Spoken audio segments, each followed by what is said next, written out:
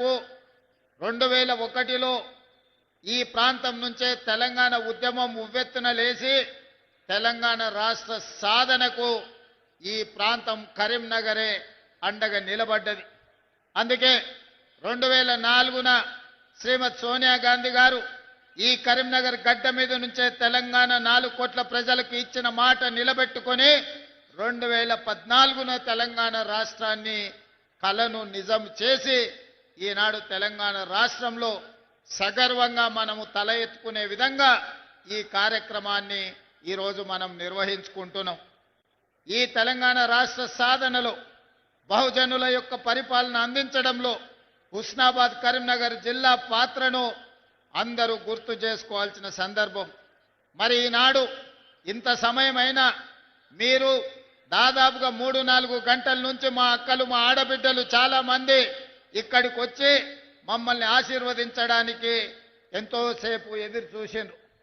కానీ 2 సంవత్సరాల ఉత్సవాలను పూర్తి చేసుకోబోతున్న మనం ఢిల్లీకి వెళ్ళి పెద్దల్ని, ముఖ్యంగా మన 60 సంవత్సరాల యొక్క ఆకాంక్షను నెరవేర్చిన గొప్ప నాయకురాలు శ్రీమతి సోనియా గాంధీ గారికి ఆహ్వాన పత్రికను అందించి వారి ఆశీర్వాదం తీసుకొని మల్లికార్జున్ ఖర్గే, రాహుల్ గాంధీ, ప్రియాంక గాంధీతో పాటు ఈ దేశ ప్రధానమంత్రి నరేంద్ర మోడీ గారికి, ఇతర మంత్రులకు తెలంగాణ రాష్ట్రం డిసెంబర్ 8-9 నాడు జరుపుకోబోయే తెలంగాణ రైజింగ్ గ్లోబల్ సమ్మిట్ కు సంబంధించిన ఆహ్వాన పత్రికను అందించడమే కాకుండా భవిష్యత్తు కోసం ఏ విధంగా తెలంగాణ అభివృద్ధి ప్రణాళికలు రచించుకుంటుందో వారి అందరికీ ఈరోజు వివరించడం జరిగింది.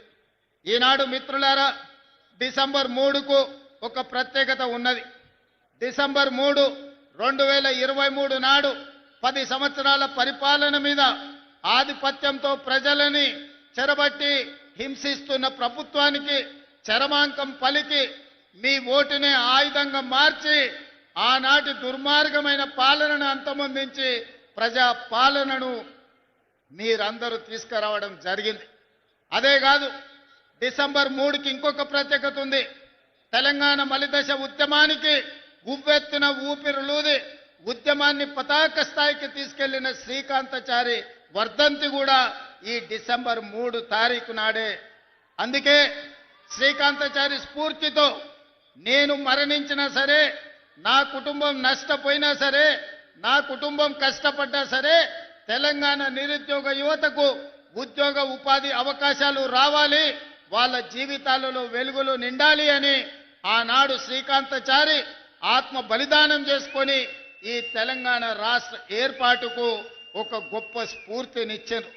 అందుకే శ్రీకాంతాచారి స్ఫూర్తితో కాంగ్రెస్ పార్టీ అధికారంలోకి వచ్చిన మొదటి సంవత్సరమే రాష్ట్ర ప్రభుత్వంలో 60,000 ప్రభుత్వ ఉద్యోగ ఖాళీలను భర్తీ చేసి ఈ తెలంగాణ ఉద్యమం ఉద్యోగాల కోసమే అన్న సంగతిని ఆనాడు నిరూపించి మొదటి సంవత్సరంలోనే 60,000 ఉద్యోగాలు ఇవ్వడం జరిగింది.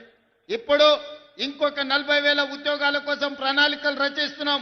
తొందరలోనే ఇంకా 40,000 ఉద్యోగాలు ఇచ్చి 2.5 సంవత్సరాలు పూర్తి చేసుకునే లోపల 1,00,000 ఉద్యోగ ప్రభుత్వ ఖాళీలను భర్తీ చేయడం ద్వారా ఇది ప్రజా ప్రభుత్వం ప్రజల కోసమే పనిచేస్తుంది, ప్రజల ఆకాంక్షలను నెరవేరుస్తుందని ఈనాడు మనం నిర్ణయాలు తీసుకొని ముందుకు వెళ్తున్నాం. అదేవిధంగా మీకందరికీ తెలుసు, ఈ భారతదేశ మొట్టమొదటి ప్రధానమంత్రి ఆనాడు దేశం అభివృద్ధి జరగాలి అంటే ఈ దేశంలో ఉన్న నిరక్షరాస్యతను తొలగించాలి, ఈ దేశంలో ఆకలి కేకలతోని ఆత్మహత్యలు చేసుకుంటున్న ఈ ప్రజలకు కడుపు నిండా పట్టెడు అన్నం పెట్టాలన్న ఆలోచనతోటి ఎడ్యుకేషన్ ఇరిగేషన్ విధానాన్ని ఆనాడు పండిత్ జవహర్లాల్ నెహ్రూ గారు ప్రవేశపెట్టిండ్రు. వారి స్ఫూర్తితోనే ఈనాడు మన ప్రభుత్వం నడుస్తుంది. అందుకే శాతవాహన యూనివర్సిటీకి అవసరమైన ఇంజనీరింగ్ కాలేజు, లా కాలేజీలు మీకు కావాల్సిన నిధులను ఈ